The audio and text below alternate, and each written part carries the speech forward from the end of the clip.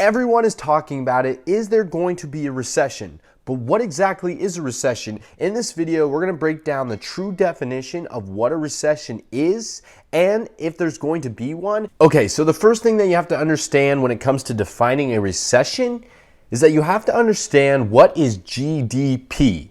GDP stands for gross domestic product.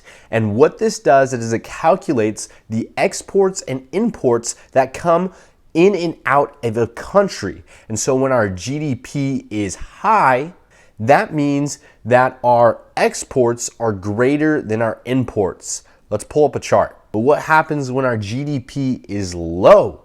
That means our imports are greater than our exports. So why is GDP so important when we understand the true definition of a recession?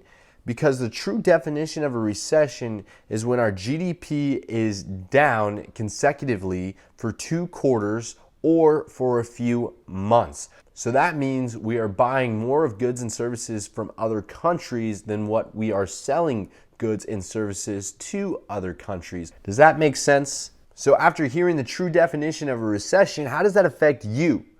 When everybody is saying, oh, a recession's coming, you gotta prepare, the market's gonna crash. Well, in case you didn't know, in 2020, it was actually the shortest recession ever recorded due to the pandemic.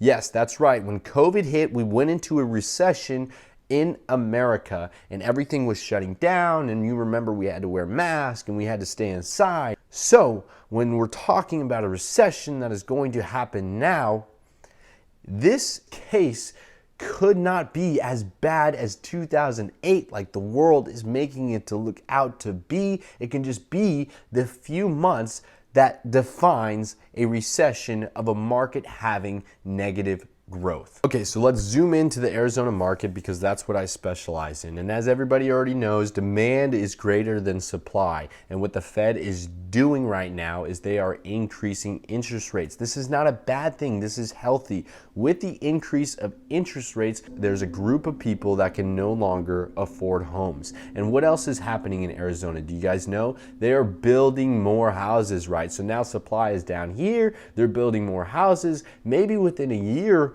or 2 or maybe 8 months, supply and demand are going to meet together. So is a recession a bad thing? No, a recession can be a healthy thing if we have a negative couple of months that allows us to balance out our market. This could be healthy, allow us to slow down and cool off so that prices can cool off so that we as consumers can afford things again, right? I want to be able to afford things again. So we need this cool down, right? What goes up must come down. It doesn't have to be a crash. So I don't know about you guys, but when I hear a recession that is going to come, I am not going to take the fear side of the position. I'm going to take the educated side of the position and make sure that I am ready for my family to be able to pivot and maybe start investing in real estate and not backing away in real estate. Maybe start investing in the stock market and not backing away,